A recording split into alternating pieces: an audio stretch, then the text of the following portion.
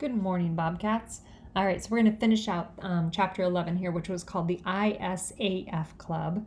And yesterday, Fudge made it known to everyone that Peter has a crush on Izzy. And then Jimmy and Sheila kind of teamed up on him, and he was feeling kind of bad, but they're going to ride bikes into town. Dad adjusted the seat on one of the extra bikes for Jimmy. Then he handed him a bike helmet. "Safety first," he said. "The road to town is very busy." "We'll be careful," Sheila promised. "I took a course in bicycle safety, so I know all the rules." "What don't you know?" I muttered. "I don't know how to turn perfect cartwheels," Sheila said, "but with Muriel's help, I'm improving." I jumped on my bike and rode away from the house, leaving Jimmy and Sheila behind. At the end of the dirt road, I turned right and pedaled as fast as I could. I pedaled harder and faster than I ever had before. By the time I got to the big hill, I was really huffing and puffing. My heart was racing, and with the wind blowing in my face, I was gulping air. By then, I was way ahead of Jimmy and Sheila. Who cares about the two of them anyway? Who cares that all of a sudden her stupid face doesn't make him feel sick? I struggled to make it to the top of the hill without slowing down. I was breathing as hard as I could when something flew into my mouth. I coughed. I gagged. I swallowed. I think it was a fly. I think I swallowed a fly. I gagged again and braked so fast I flew off my bike. Lucky for me, I was wearing a helmet and landed in the soft dirt on the side of the road. In a couple of minutes, Jimmy and Sheila pulled up next to me and jumped off their bikes. "What happened?" Jimmy asked. "I swallowed something. I think it was a fly." "A fly?" he said. "I was going really fast, breathing hard. It flew right into my mouth." "How do you know it was a fly?" Sheila asked. "What else could it be?" I said. "A bee? A moth? A small bird?" "It wasn't a small bird," I told her, "and a bee would have stung me. I'm almost sure it was a fly." "Ew, that's so gross," Sheila said. I started coughing and gagging again. Jimmy whacked me on the back. "What should we do?" he asked Sheila. "We'll take him to Bicycle Bob," Sheila said. "He'll know what to do." "I think I'm going to puke," I said. "No, you're not," Sheila said. "Just get back on your bike and keep your mouth shut." "Maybe he should keep it open," Jimmy said, "in case the fly wants to get out."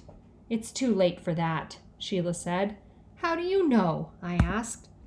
"All right, fine," Sheila said. "Keep your mouth open if you want." But I didn't want to. I was afraid if I did, something else would fly in. The bike shop was just up the road. When we got there, Sheila called, "Bob, we have an emergency." Bicycle Bob came out of his shop carrying a wrench. "Hey, guys," he said. "What's happening?" "I was riding my bike really fast," I told him. "I was breathing really hard." "A fly flew into his mouth," Sheila said. "And he swallowed it," Jimmy added. "Hey," Bicycle Bob said, shaking my hand. "Welcome to the club." "The club?" I said. "Yeah, the ISAF Club." "The ISAF Club?" I repeated. "The I Swallowed a Fly Club," Bicycle Bob said. "I'm a member myself." "You swallowed a fly?" I said. "I'm approaching the half-dozen mark," he said. "It's hard to pedal fast and keep your mouth shut at the same time." "Does he need x-rays?" Jimmy asked. "Nah," Bicycle Bob said. "He needs ice cream." "Ice cream?" I said. "Yeah, go next door to Ickles and get yourself a vanilla cone."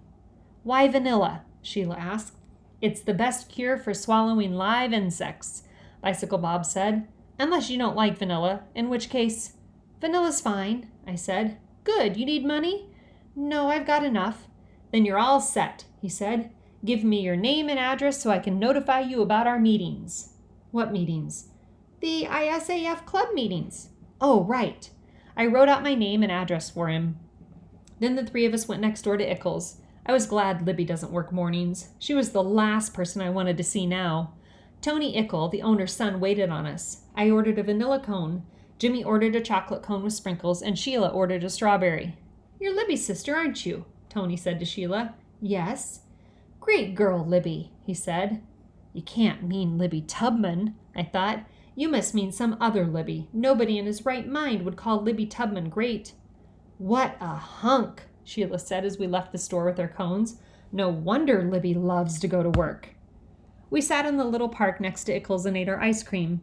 It felt weird to be eating ice cream at 10 o'clock in the morning. When we were done, Jimmy wiped his hands on his jeans and said, "Okay, I'm ready for the library." We walked our bikes up the street, but when we got to the library, I said, "I'll wait out here." "Don't you want to see Izzy?" Sheila asked. "Don't you want to tell her you swallowed a fly?" "Somebody has to watch the bikes," I said.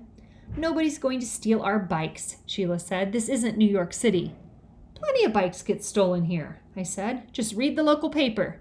"Peter's such a worrier," Sheila told Jimmy. "I don't worry, I think ahead." "Too bad you didn't think ahead before you swallowed that fly," Sheila said. The two of them went inside. They're probably going to tell Isabel about the fly, I thought. She'll probably come out to see if I'm okay. She'll remind me about that baseball book I put on hold, and if she looks at me the way she did the other day, I'll get dizzy again. Then Jimmy and Sheila will know the truth. They weren't gone for long.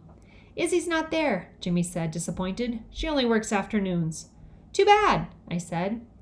"What's so great about swallowing a fly?" Fudge said that night. We were having an outdoor barbecue to celebrate the first warm night of our vacation. "One time I swallowed a turtle." "We know," I told him. "And I had to go to the hospital." "We know," I told him. "Everybody was worried," he said, "and sad too." "Nobody was sad but me," I said, "because it was my turtle." "I remember that turtle," Jimmy said. "You won him at my birthday party."